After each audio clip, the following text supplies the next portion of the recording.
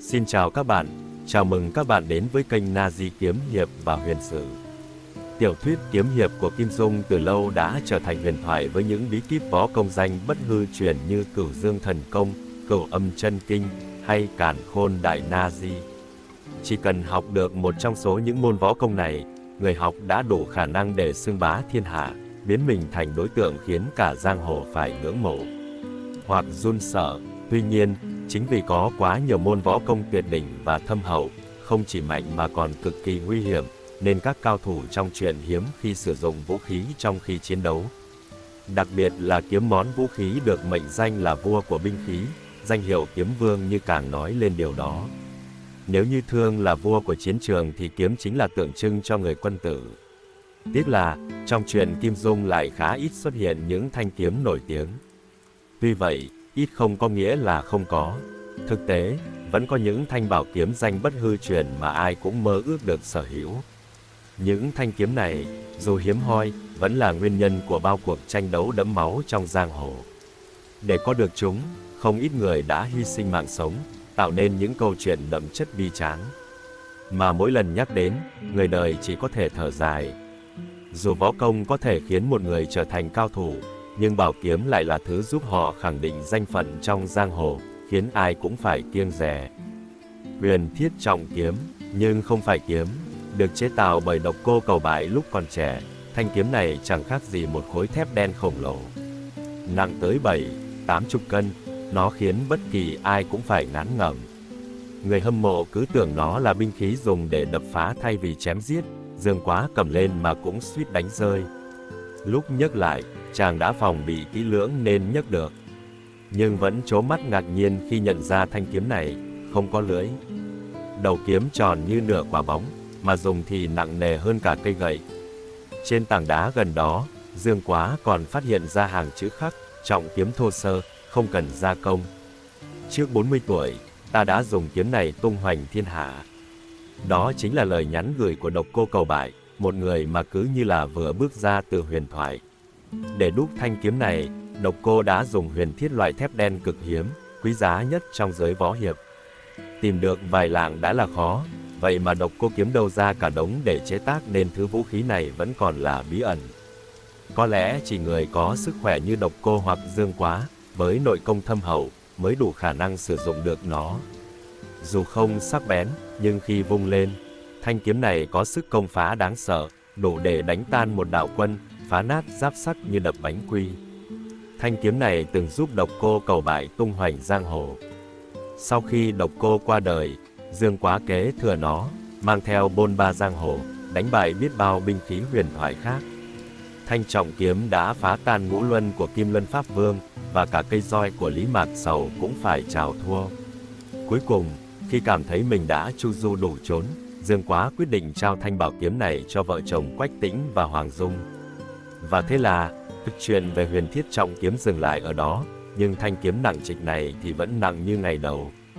Quân tử kiếm và thục nữ kiếm cặp đôi hút nhau như nam châm. Trước khi Dương Quá trở thành thanh niên vạm vỡ với cây huyền thiết trọng kiếm khổng lồ, chàng cũng đã từng sở hữu một bảo vật khác. Đó là cặp quân tử kiếm và thục nữ kiếm, một bộ đôi thần binh kỳ lạ. Cặp kiếm này được Công Tôn chỉ cất giấu kỹ lưỡng. Có lẽ, hắn thầm mong sẽ tìm được người đồng hành để cùng múa kiếm đi dạo giang hồ. Nhưng xem ra tìm mãi chưa thấy ai. May mắn cho Dương Quá, nhờ vào Chu Bá Thông, chàng và Tiểu Long Nữ đã tìm ra cặp kiếm này. Khi rút khỏi vỏ, hàn khí tỏa ra lạnh đến nỗi khiến Dương Quá nhớ ngay đến chiếc giường hàn ngọc từng gặp.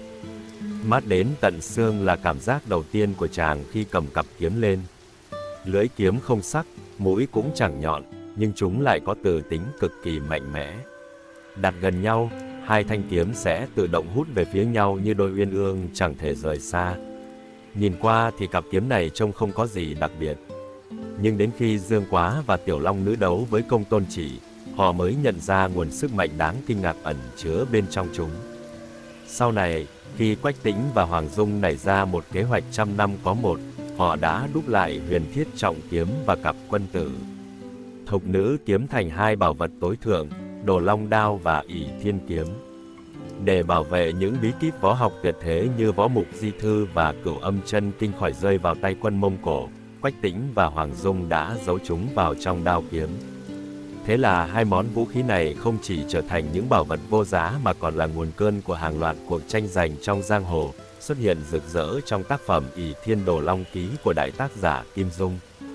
Đồ Long Đao, Ỷ Thiên Kiếm, đồ bảo vật khiến võ lâm náo loạn. Trong chốn giang hồ, Đồ Long Đao và Ỷ Thiên Kiếm là hai món bảo vật quý giá khiến cả võ lâm phải dậy sóng tranh đoạt. Đồn rằng, ai sở hữu được Đồ Long Đao thì có thể trở thành minh chủ võ lâm, thống lĩnh giang hồ, theo câu nói nổi tiếng, võ lâm chí tôn, bảo đao Đồ Long, hiệu lệnh thiên hạ, mạc cảm bất tòng. Ỷ thiên bất xuất, thủy giữ tranh phong. Ý rằng Đồ Long Đao là bảo vật chí tôn, có thể điều khiển võ lâm, nhưng nếu không có Ỷ Thiên Kiếm, ai dám tranh phong. Câu chuyện về hai bảo vật này lần đầu xuất hiện trong tiểu thuyết Ỷ Thiên Đồ Long Ký của cố nhà văn Kim Dung. Ỷ Thiên Kiếm sắc bén đến mức có thể chém sắt như bùn. Nó là một trong những tuyệt thế bảo kiếm trong thời đại mà thành Tương Dương đang hỗn loạn.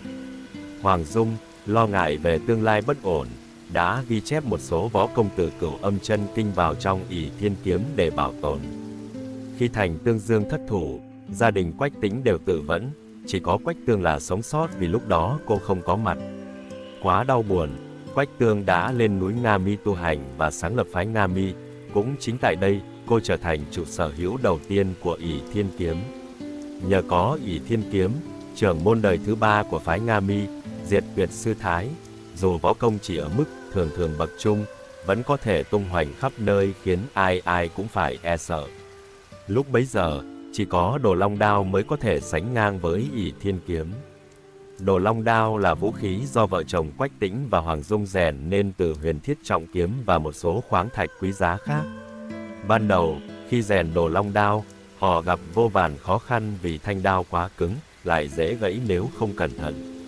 May mắn thay, nhờ có Hoàng Dược Sư, đảo chủ Đào Hoa Đảo giúp đỡ bằng cách cung cấp một khối kim loại thần bí, cuối cùng Đồ Long Đao đã hoàn thành.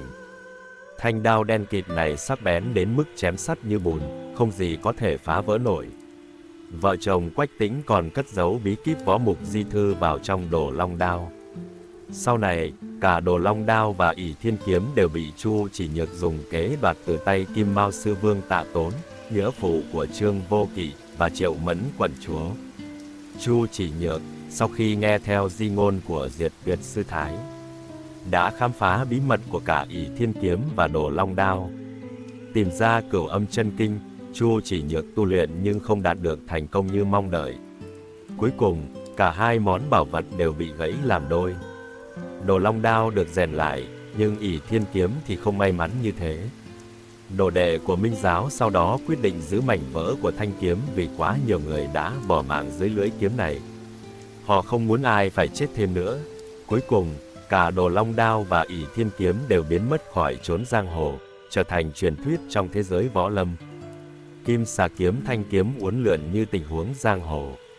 Dẫu võ lâm có nhiều thanh kiếm danh giá, bá đạo đến mức hô phong hoán vũ, nhưng vẫn còn một thanh kiếm đặc biệt mà không phải vì nó có sức mạnh vô địch hay chứa đựng bí kíp võ công cao siêu. Đi bên cạnh nó là một bộ bảo khí khác, Kim xà bí kíp và Kim xà chỉ. Đây không phải thanh kiếm nào khác ngoài Kim xà kiếm, một thanh thần binh gắn liền với tên tuổi của Kim xà lang quân Hạ Tuyết Nghi, sau này được Viên Thừa Chí kế thừa trong tiểu thuyết Bích Huyết Kiếm. Kim xà kiếm nổi bật với màu vàng óng ánh, đầu kiếm uốn lượn như lưỡi rắn. Xuất thân từ Ngũ Độc giáo, thanh kiếm này không đi theo lối thẳng truyền thống như các bảo kiếm trung nguyên khác, mà uốn éo như một con rắn trực tấn công. Mỗi khi được người sử dụng vận công, thân kiếm chuyển sang màu vàng đồng, đầu kiếm tỏa ra ánh sáng như lưỡi rắn xé gió. Cũng nhờ vào Kim xà kiếm mà Hạ Tuyết Nghi từng làm mưa làm gió khắp giang hồ, để lại bao huyền thoại. Sau này, Viên Thừa Chí cũng nhờ thanh kiếm này mà đánh bại được Ngọc Chân Tử, dù võ công của anh chàng lúc đó bị đánh giá là thấp hơn một bậc. Viên Thừa Chí tình cờ phát hiện ra Kim xà kiếm trong một lần bị kẻ thù đánh rơi xuống vực. Tưởng đâu đây là đường cùng, ai ngờ Viên lại vô tình lọt vào hang ổ của Hạ Tuyết Nghi năm xưa. Tại đây, Viên Thừa Chí đã tìm ra thanh kiếm cùng với bộ bí kíp, học được những tuyệt kỹ võ công lợi hại. Dù trong tiểu thuyết của Kim Dung, các nhân vật sử dụng kiếm không nhiều, nhưng phần lớn đều là những anh hùng đạt đến đỉnh cao của võ học. Có câu nói rằng, cây cỏ trong tay anh hùng là bảo khí sắc bén, còn bảo kiếm trong tay phàm nhân chỉ là phế vật. Mỗi thanh kiếm trong truyện Kim Dung đều là bảo vật, là nguyên nhân của bao cuộc tranh đoạt giang hồ không hồi kết. Nhưng đừng quên, dù kiếm có thần thánh đến đâu, nó chỉ thực sự trở thành báu vật thiên hạ khi được anh hùng thực thụ sử dụng. Chính sức mạnh của con người mới là yếu tố quyết định sức mạnh của kiếm. Trên đây là ý kiến cá nhân về những thanh kiếm đã xuất hiện trong các tác phẩm kiếm hiệp của nhà văn Kim Dung, các bạn cảm thấy thế nào? Theo các bạn, có còn thanh kiếm nào chưa được nhắc đến hay không? Các bạn vui lòng ghi dưới phần comment để chúng ta cùng nhau bàn luận về câu chuyện này.